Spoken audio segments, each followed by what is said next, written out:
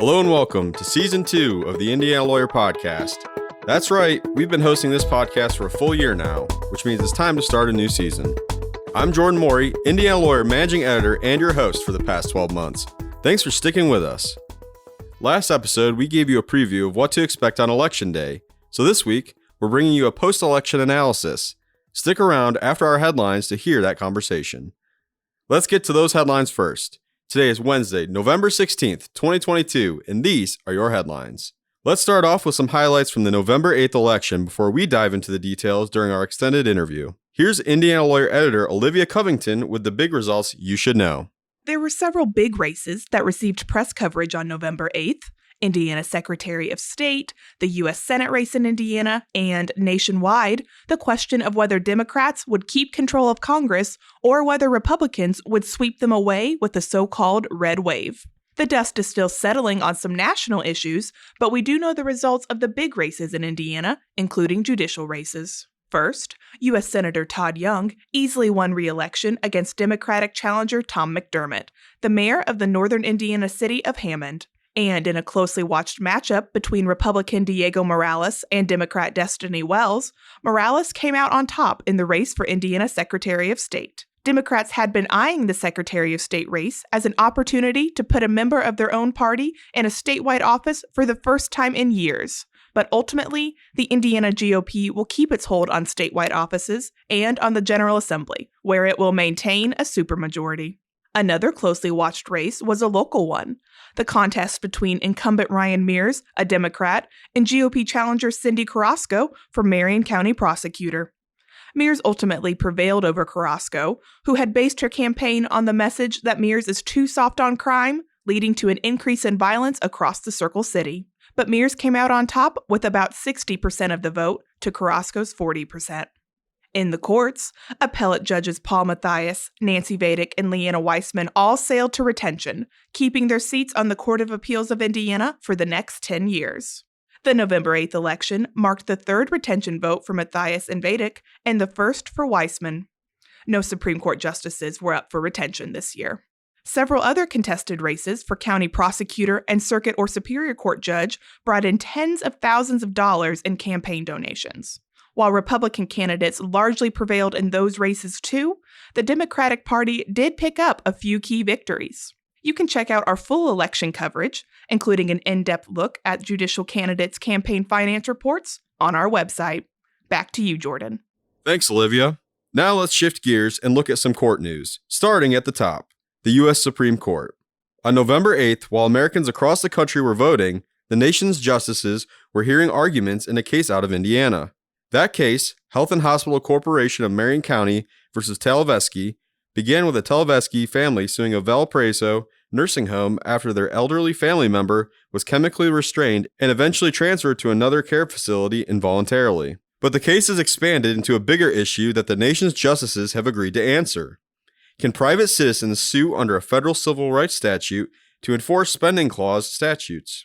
Those statutes underpin public benefits like Medicaid, Medicare, and food stamps, and advocacy groups have raised concerns that a ruling for HHC would negatively impact citizens who receive those benefits. The justices are also considering a second question more specific to the Talavesky family's case, whether certain rights under the Federal Nursing Home Reform Act are enforceable under the federal civil rights statute. Indiana Lawyer senior reporter Marilyn Odendahl was in the courtroom in Washington, D.C. when the case was argued.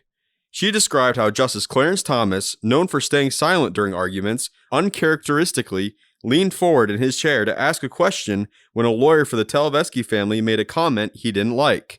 She also described how the court's newest justice, Ketanji Brown Jackson, appeared frustrated when she was not able to ask questions due to seniority rules. Overall, Marilyn says the justices seem skeptical of HHC's argument. If that's true, that would be a win for the advocacy groups that had urged HHC to withdraw its case before it went before the court. A decision in the Talavesky case is expected before the end of the court's term next summer. We'll keep an eye out for that decision. Moving to Indiana's highest court, Indiana Lawyer reporter Katie Stancomb has an inside look at the work the Indiana Supreme Court has been doing over the last year via the court's annual report. Katie, what can you tell us? Indiana Chief Justice Loretta Rush detailed the health and the status of the state's highest court during a review of its annual report. calling fiscal year 2021 to 2022 a bounce-back year. The courts have been busy, the Chief Justice says. Things are picking up steam again following delays and setbacks posed by the coronavirus pandemic. The 65-page annual report, released November 4th, highlights the data, milestones, and important projects of the High Court for the fiscal year ending June 30th, 2022. Among the highlights are the retirement of longtime Justice Stephen David and the ascension of his successor, Justice Derek Moulter, to the Indiana Supreme Court.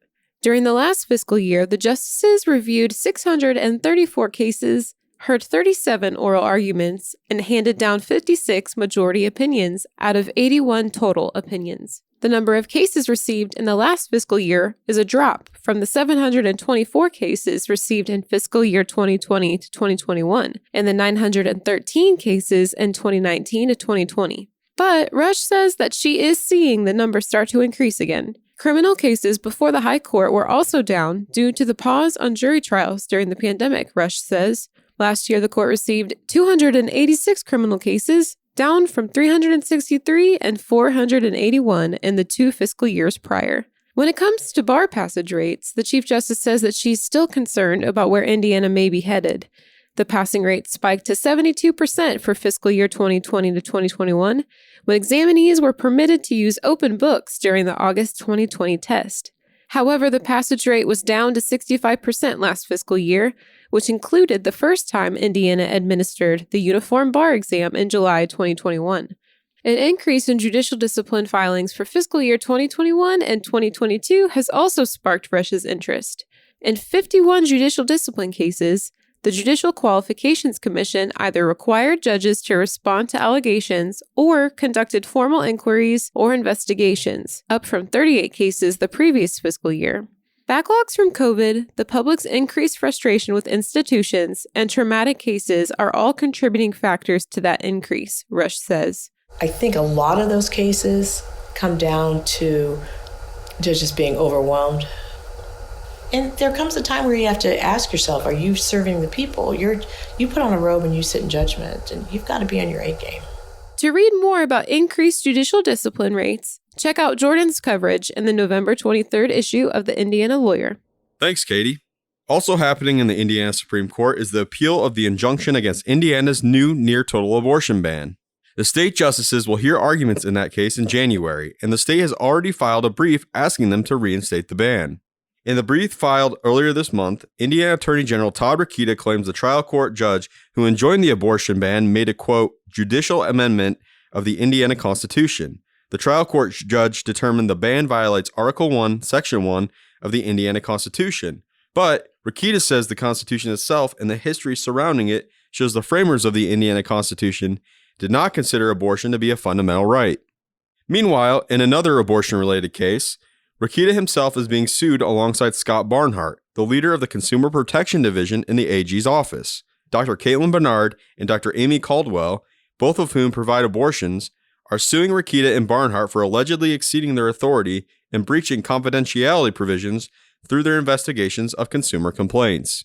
You may remember Bernard as the doctor who publicly announced in July that she had performed an abortion on a 10-year-old girl from Ohio because the girl could not obtain an abortion in her home state due to a new Ohio abortion law. Rokita went on a Fox News program and announced that he was investigating Bernard's conduct related to the Ohio girl, and a public battle between the two ensued. Now, Bernard and Caldwell, her medical partner, are suing Rokita and Barnhart and have asked the Marion County Commercial Court to stop them from accessing patient records. That motion was filed on November 9th, and at the time I'm recording this, the trial court hadn't yet ruled. We'll keep you posted. Rounding out our court coverage, we've got an update on a case that Hoosiers have been following for nearly 6 years. On October 26th, authorities arrested Richard Matthew Allen and have charged him with 2 counts of murder in the deaths of Liberty German and Abigail Williams, 2 teenage girls from Delphi who were found dead in February 2017. The girls' deaths and the long search for their killer has gripped the nation. The case is being tried in Carroll County, but already Carroll Circuit Judge Benjamin Diner has recused himself, although he didn't say why. Allen Superior Judge Fran Gall will preside over the case against Allen as a special judge. Diner did take one action in the case before recusing. He allowed Allen to be moved from the local county jail to a state prison due to safety reasons. This case is one that many people will be interested in, so we'll keep a close eye on it and bring you updates as we get them. A jury trial is scheduled for March, but there's sure to be a lot of activity in the case before then. To wrap up today's headlines, let's send it back to Katie for a preview of a story she's working on for the November 23rd issue of Indiana Lawyer. Many Hoosier children will be officially united with their forever families this November in celebration of National Adoption Month. Several Indiana trial courts take advantage of the opportunity to publicly celebrate the union of foster kids and their adoptive parents as they become a family unit following months and often years of adoption proceedings. National Adoption Month is an exception to the court's usual rules against cameras in courts. During designated adoption days, families are permitted to take photos and video of their adoptive children's celebratory moments. Indiana adoption attorney Nathan Leach says that witnessing families celebrate the finality of their adoptions is truly rewarding. He participates in the Hamilton County Court's Adoption Day celebrations, where many of his older clients have their adoptions finalized. You can just tell the stress and the worry about whether or not they were ever going to get to this point is, gone, and it hits home, and they realize that it's final and it's everything that they've been hoping for. Check out the November 23rd issue of Indiana Lawyer to learn more about the impact of adoptions on Indiana courts, as well as Hoosier attorneys and adoptive families. Back to you, Jordan. All right, that's it for this week's headlines. Be sure to check out our website, theindianalawyer.com, for continued updates from the world of legal news. Stick around after our sponsor break to hear our post-election analysis with Thomas Cook of Bose Public Affairs Group.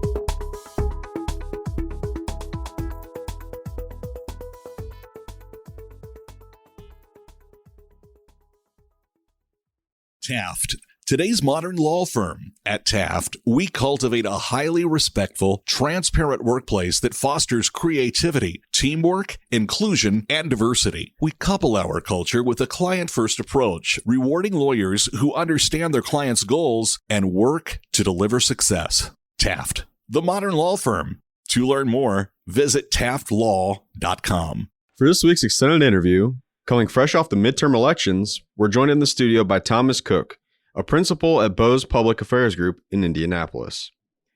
Cook joined Bose McKinney & Evans in February 2021 as a partner in the Site Selection and Economic Incentives Group, and now assists clients with government relations and strategic communications needs.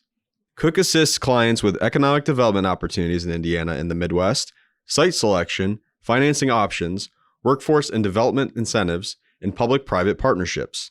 He represents clients in a variety of industries, including technology, hospitality, agribusiness, and sports. Prior to joining Bose McKinney & Evans, Cook served as Chief Deputy Mayor for the city of Indianapolis.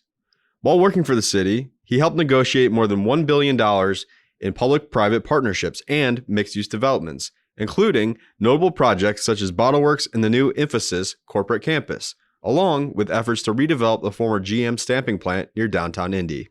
He earned his law degree from IU Maurer School of Law.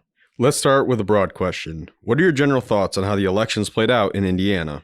Yeah, in some respects, the biggest news was that there was no big news in many of these races, both at a local level in central Indiana and across the state. Obviously, depending upon your political persuasion and which races you cared about, that may be good or bad news. But on the whole, in a year in which you would have expected, based on media narrative, there to be either a red wave or a backlash against Trump-affiliated candidates here in Indiana, it sounded like just about every statewide election we've had for the last couple of decades. And for Democrats in Indiana, particularly the Indiana Democratic Party, that's not a great night, and certainly not as good as they would have hoped. But especially at the state house level, these were new districts drawn by Republicans, and I think most people with experience that had been looking at these races would tell you this is probably what should have been expected across the board. So what did voters care about this time? Was it abortion, inflation, all of the above? Yeah, I mean, I will say that inflation overwhelmingly seems to have been both the biggest issue for most voters and probably the least definable. And by that, I mean, while certainly reproductive rights and a number of other hot button issues have been in the news, inflation was a non-traditional issue that transcended political party and ideology. In some respects, while I think the Supreme Court case in June is going to have lasting effects, and my personal opinion is very negative effects for the state and the country, Halloween and the price of candy may well have been on the minds of as many, if not more, voters who went into the ballot box this year. And I think the flip side of that is, having said all of that, you would expect, given precedent, that this would have been a particularly bad year for the president's party. And I think what we've seen nationally is that hasn't been necessarily the case. And unfortunately for Indiana Democrats, a normal year in Indiana is not particularly good for them. And so I think that's how all of those issues played out at the end of the day. In the U.S. Senate race, Republican Todd Young cruised to a win over his Democratic challenger, Tom McDermott. Why do you think, Young was able to win with such ease? Well, I mean, I will say Mayor McDermott could be accused of many things, perhaps, but not working hard ain't one of them. Absolutely. He was traveling the state, frankly, along with the entire Democratic state ticket, and they worked their tails off with a significant headwind. At the end of the day, I think for most candidates who ran this year, the issues they felt at the doorstep knocking doors, that they saw when they were out at community events, were more defined by what's on cable TV news than necessarily what was in their local newspaper. And that's frustrating. And I think Senator Young has accomplished a lot during his tenure. But at the end of the day, I'm not sure, despite all the TV ads he ran, that if you ask the average person, what did Senator Todd Young run on, they could necessarily tell you. I think he was a Republican in a largely Republican state, and people felt pretty good about Republican leadership, and that worked well for him. And he's going to get back to Washington and get to work. Mm-hmm. One of the sound bites that came out after he conceded was, he said, I felt like I wasted 14 months of my life.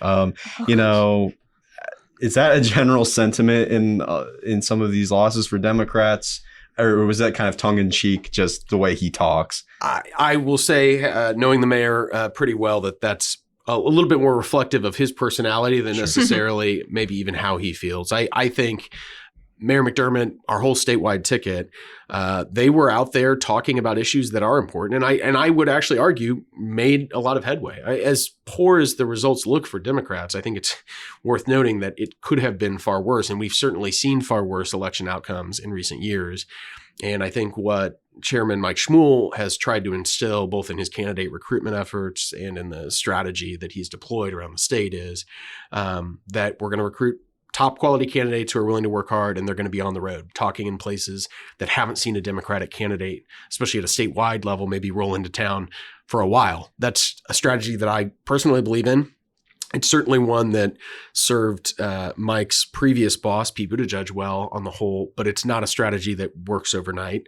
And it's not necessarily a strategy that's going to produce results even in the short term. But I think it matters. And I think Democrats can be proud of that at the end of the day, even though the results weren't there.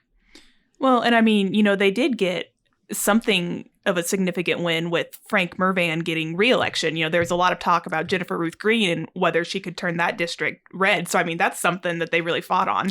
No, and I'll be candid, right? If we had a time machine and could go back to what we were all thinking and talking about a year ago, if you had sort of told Mike Schmuhl that he was going to get out of a midterm election with a Democratic first-term president, having held both of his congressional seats and largely enjoyed status quo in terms of number of state reps and state senators based on new lines drawn by Republican supermajorities, he would have probably shaken your hand and said, I'll take that deal all day long, right? And I think it's testament to the work that was done and, frankly, some of the more questionable candidacies on the Republican side of the equation that expectations maybe had begun to turn a little bit in recent weeks, that there might be a lightning in the bottle moment that Democrats have enjoyed in previous cycles. That didn't materialize, but I don't know that necessarily means that progress wasn't made this year in terms of moving the infrastructure of the Indiana Democratic Party forward. Mm-hmm.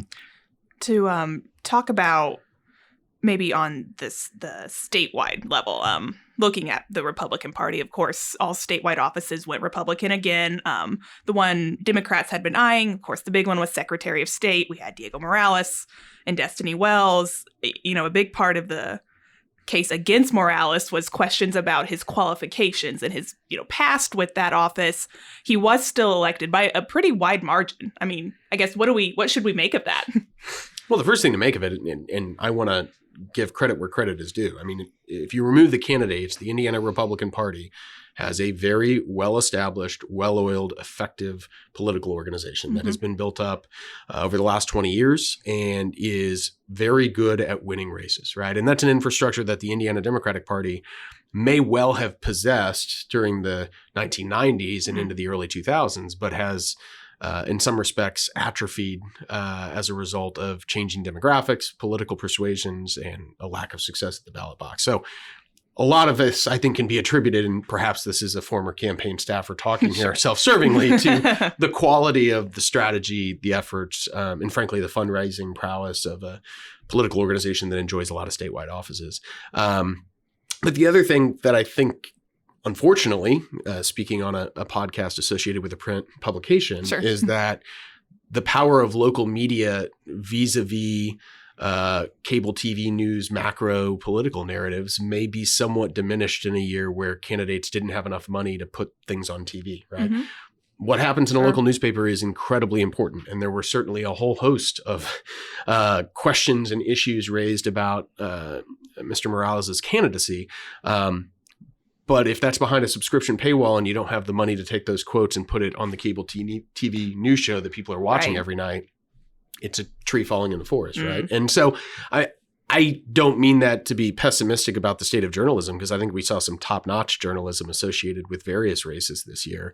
But at the end of the day, money and the ability to communicate in the mediums that people are consuming these days is still, I think, the most overriding factor in terms of ballot box success. And Mr. Morales certainly benefited from the Indiana Republican Party's ability to do that. Sure.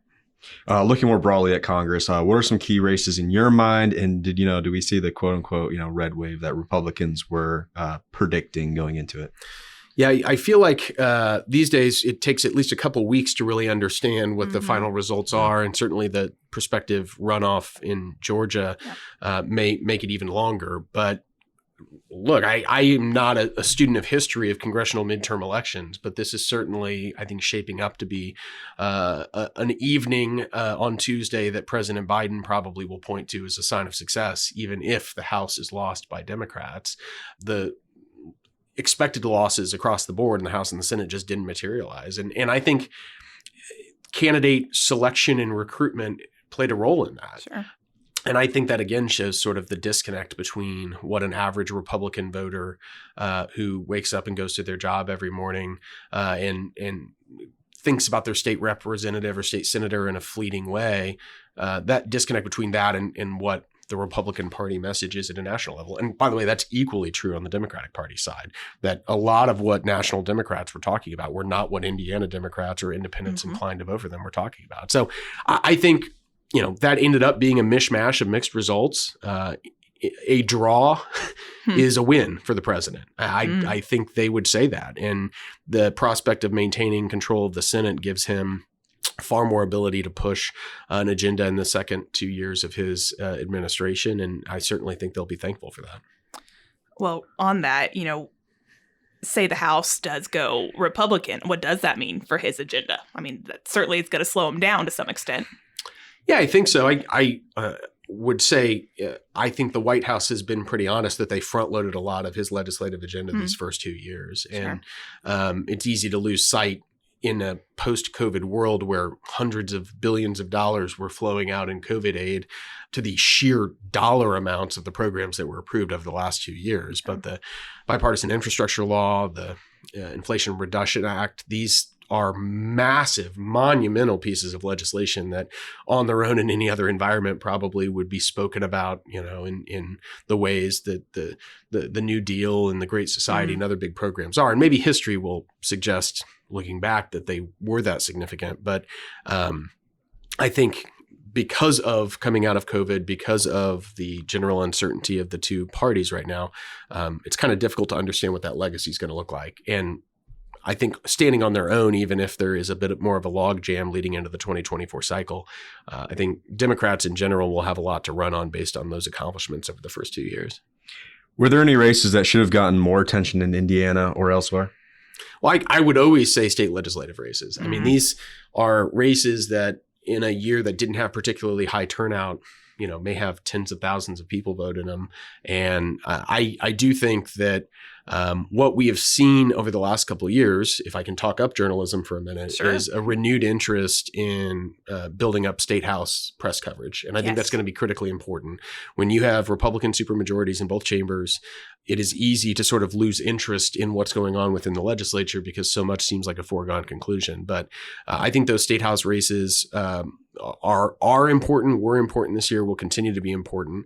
And obviously these are new district lines. And so we're going to have new voices coming into the state house. Andrea Hundley here in Indianapolis obviously generated a lot of interest locally. And I think we're going to have some new folks in both parties around the state go in. And anytime you insert new blood into the state house, and I say this with great respect to the old blood that's there, I think that's a good thing. It's something worth watching. And with caucus leadership votes taking place over the last couple of days, we may see some new committee chairs and other things that'll have a big impact on the state over the next couple of years. So can you make any predictions without your crystal ball of what's coming in 2024 based on what we saw in 2022?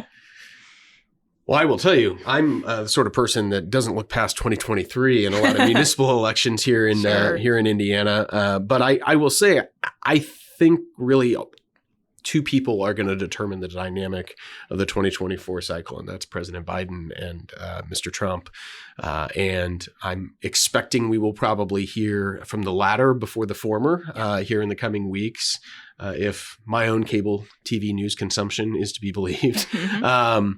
But I think everyone recognizes that a campaign in which Donald Trump is a participant will be fundamentally different, regardless of whether President Biden seeks a second term, than any other. And I would suspect Mr. Trump himself would say that even if he doesn't run, he will continue to try to exert a not insignificant influence over the process. So I don't know that I have any predictions. I think Donald Trump's election in 2016 has destroyed my own internal faith in my predictive abilities. So I'll leave that for somebody else, other than to say we're looking at divided government over the next 2 years. And that doesn't necessarily benefit one party over the other. And the art of legislative strategy, I think, will dictate a lot of where we find ourselves leading up to the 2024 cycle. All right, that's it for this week's extended interview. Thanks again to Thomas Cook for joining us today. As always, if you want to listen to previous episodes of the Indiana Lawyer Podcast, head to our website or to your favorite podcast app.